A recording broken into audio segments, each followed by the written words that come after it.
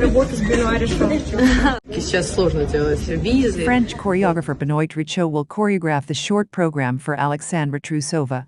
He told about it in an interview with Sport. Yes, I'm going to Russia, spend 9 days in Novogorsk, work with your dancers, and at the beginning of next week, choreograph the short program for Alexandra Trusova. It's a pity that it's so difficult with visas now, but you see everything has been resolved in the best possible way with Alexandra, said Richaud. Which skaters would you like to work with? I would be very interested in choreographing programs for the strongest Russian skaters, especially your couples and girls. And for the new generation of Japanese athletes, there are also very interesting guys. You are currently the only foreign choreographer willing to work with Russian skaters. Are you afraid of backlash? This is my third time coming to Russia to work, and I don't see any problem with it. Moreover, I know that other choreographers are now willing to work with Russian skaters after seeing my performance. Richaud said in an interview with Sports, "You put the last short program in Kaori Sakamoto's career. How was your performance at the World Championships? I was both happy and full of sadness. But even more I felt proud for her and a little bit for myself. For the first time in my career, and I'm only 38, I'm still very young, I was next to a figure skater from her first adult season to the last. We put a lot of programs, many years went hand in hand. I've never tried to change her, because it's impossible. She's a strong and whole person, not like everyone else. She's someone who brings light to everyone she meets. Are you feeling sad or bad? Kaori can make you feel better just by being around her. She has a gift for making people happy. It's hard to put into words, but looking back on this season, I'm feeling very emotional. Kaori and I have been talking a lot lately, and I didn't expect it, but she's been very grateful to me. Her mother also wrote me a very warm message thanking me for helping to discover Kaori as a figure skater. It's hard to believe now, but 9 years ago, there was a line of choreographers waiting to work with her. At that time, other Japanese figure skaters were in the spotlight, and Sakamoto was in the background. Her recent performances in Prague were an incredibly beautiful finale to her illustrious career. Admit it.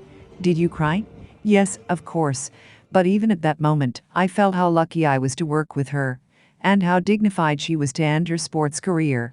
Was her silver in Milan upsetting for you?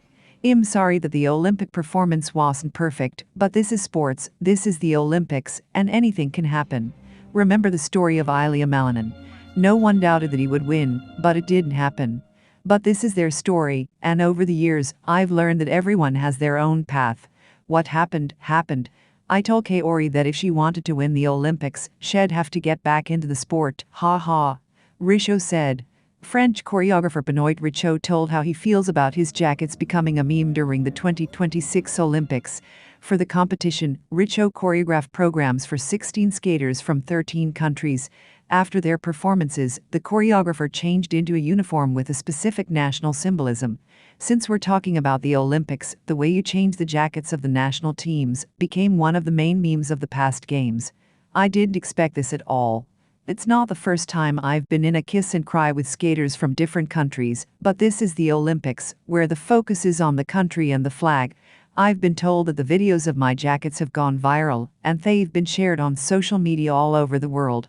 It's great to see more attention being paid to figure skating. In Milan, you were with 16 skaters from 13 countries. How many jackets did you have? And where do you keep them? There were a lot of jackets, yes. Some of them were sent home before the Olympics, and some were given to us in Milan. But I only took home one jacket, the Canadian team's jacket. I don't even wear it anymore. Oh, and I kept a French sweater, which I wear at home when it's cold. I gave away the rest of my Olympic wardrobe in Milan to friends and acquaintances. I would be happy to give you a couple of jackets if you asked. So I'm wearing my own clothes, which are as black as always. You're known as one of the most stylish coaches. Which uniform did you like the most? The Canadian uniforms, with their colors, cuts, and overall style. The American athletes had a great collection, but coaches had fewer options, so I'd go with Canada. But seriously, what this Olympics has given me is peace of mind. It's not about confidence if I say that, I might be misunderstood. It's about having a clear understanding that I've done the right thing. Almost everything I've come up with has worked out. I have a vast field ahead of me, and I'm ready to explore it. Richaud said in an interview with Sports. Who can we expect at your camp this year?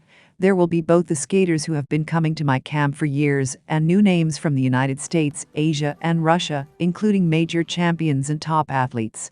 Let me give you specific names a little later, but believe me, it will be interesting. And what about the coaches?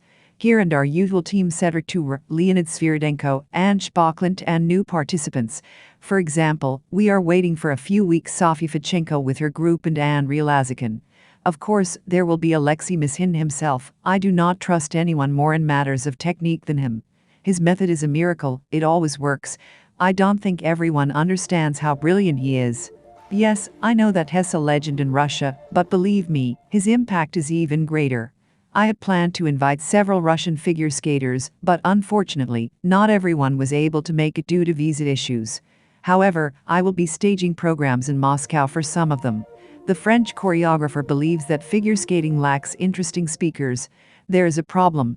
Figure skaters tend to be very old school when it comes to interacting with journalists. Look at basketball, tennis, and football athletes. They are not afraid to talk. And figure skaters worry that they will get a dozen messages with criticism on social networks later. Okay, a few idiots will write something unpleasant, and what? Tennis players receive such messages in the thousands and do not pay attention to it.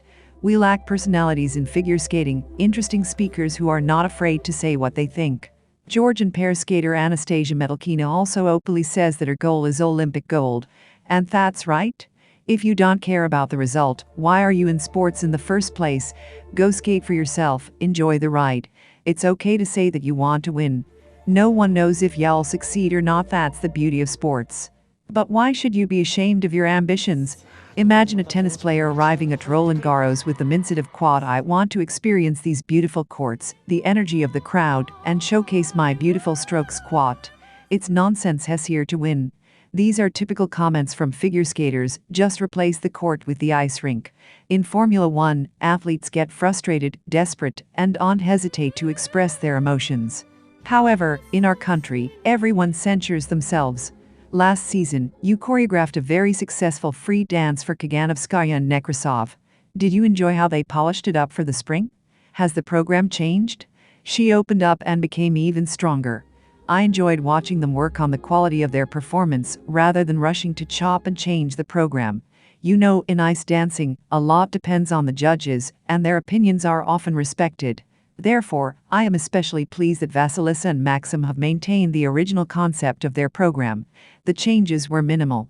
I believe that once a program is quad and plays quad, it should be nurtured and developed rather than subjected to frequent modifications. We've been in touch with the guys and Alexei Gorshkov throughout the season. We also chose the costumes together, and I've been following all their competitions this season. What do you think is the reason for their success? They have an amazing coaching team that understands ice dancing and has a vision for the future. It's also a pleasure to work with them because they are open to new things, easy to communicate with, and passionate about figure skating. They are very different from the previous generation, with their unique skating style and approach. There are probably other young couples, but I have to admit that I haven't been paying close attention to your competitions and am not very familiar with other duos. However, I can see that Russian ice dancing has undergone significant changes and made a significant leap forward in the past 4 years. I believe that we are on the verge of a transformation in the world of ice dancing. It's time for the younger generation to take the lead.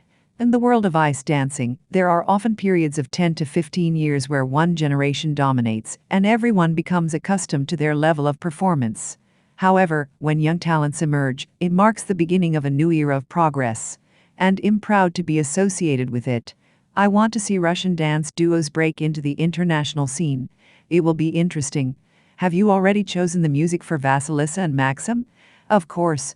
I can only say that it was my idea, and no one has ever danced to this music before. There will be 3 completely different parts, and these are special compositions.